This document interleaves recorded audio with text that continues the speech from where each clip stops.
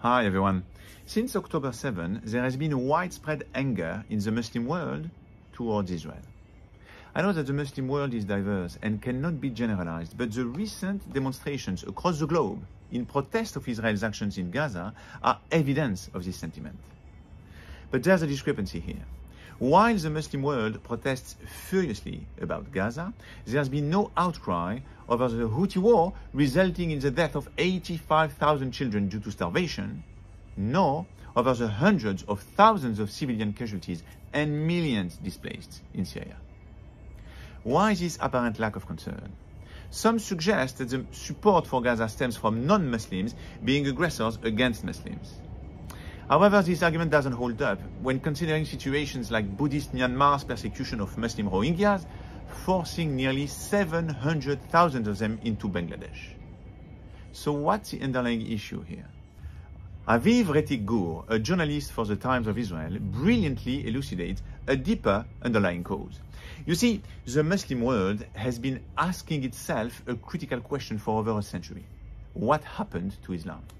What led to Islam's loss of power in areas such as science, economics, and military might, which once defined its dominance? The reason it bothers Islamic scholars is that historically, Islam thrived as a conquering empire, with its success on the battlefield serving as a cornerstone of its expansion.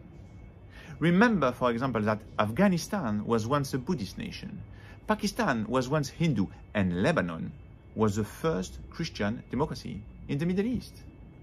So because of this loss of power, jurists and scholars in Islam asked, are we distant from God? How do we get back to our divine grace? For instance, in 1898, Rashid Rida, an Islamist jurist, realizing that Jews were actually intending to re-establish a nation-state in their ancestral homeland, published a letter to Arabs in Palestine, saying, "You're going to let the weakest, the impoverished, the most pathetic of all people to come and retake an Islamic land and become master." In other words, the issue with Israel reveals what some perceive as a weakness within Islam. The expulsion of Jews from various countries has led to the reclaiming of a land once conquered by Islam, signifying a loss for Islamic power and a restoration of Jewish presence in their ancestral homeland. In short, the problem with the Jews is not the Jews, but rather that even the Jews, the second-class citizens, can push back Islam. And that's the reason Muslim communities, Muslim countries have massively protested against Israel. That's why some imams in the Western world have declared that it is a religious duty to protest. That also explains why Hamas videotaped October 7 massacres and broadcasted the atrocities live. The message was, now you see how weak you Jews are. The key takeaway from this video is that the Arab-Israeli conflict is not a territorial dispute, but rather a religious war. Once you understand that, you can better comprehend the war between Israel and Arabs. You will understand why pogroms occurred before the re-establishment of the Jewish state.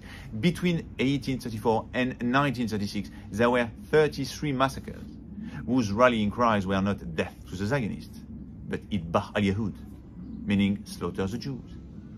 You will understand why recently, on March 31st, Muslims in Jerusalem shouted Khaybar, Khaybar, Ya Yahud, Jaish Hay Muhammad Sof Ha Yahud, which means Khaybar, Khaybar, O Jews, the army of Muhammad will return, referring to the Battle of Khaybar in 628 CE, where Jews living in Khaybar were massacred by early Muslims. But most importantly, if you understand that the Arab-Israeli conflict is a religious one, you'll understand why Israel's wars of survival is likely to be an eternal one.